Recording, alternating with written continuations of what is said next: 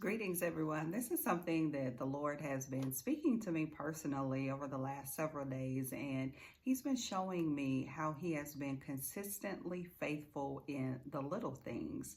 And this is what He wants you to be more aware of and more grateful for. What are the little things that God consistently does in your life? What is it that He's telling you? Pay attention. Pay attention. I'm moving in this area. I'm providing for you over here. I'm speaking to you about this. You're so used to being consumed with the big things that you forget to be aware and to acknowledge the Lord in the little things.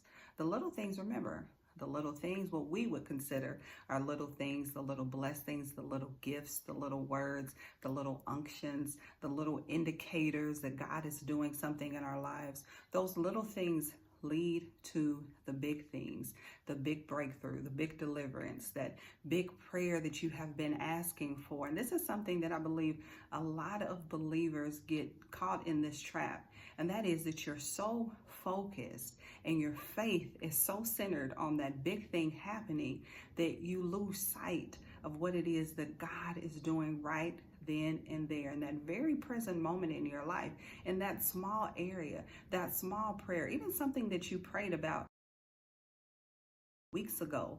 God is answering right now. Some of you are living in answered prayers right now, but because you're so focused on the next big thing to happen that you're not even aware of what God is doing right now. So I want you to really focus in on this week. Start today, but the rest of the week, then just say, okay, God, help me to pay attention and to appreciate the little things that you're doing in my life, because when you do that, then not only, again, I want you to really think about this. You're acknowledging the Lord in all of your ways. And what does He say after that?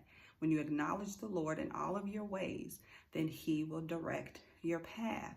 When you're acknowledging Him in those little moments, those little breakthroughs, those little instances of His favor and His grace and His mercy, then He can direct your path, because now you're opened up to the possibility of everything else that He has for you.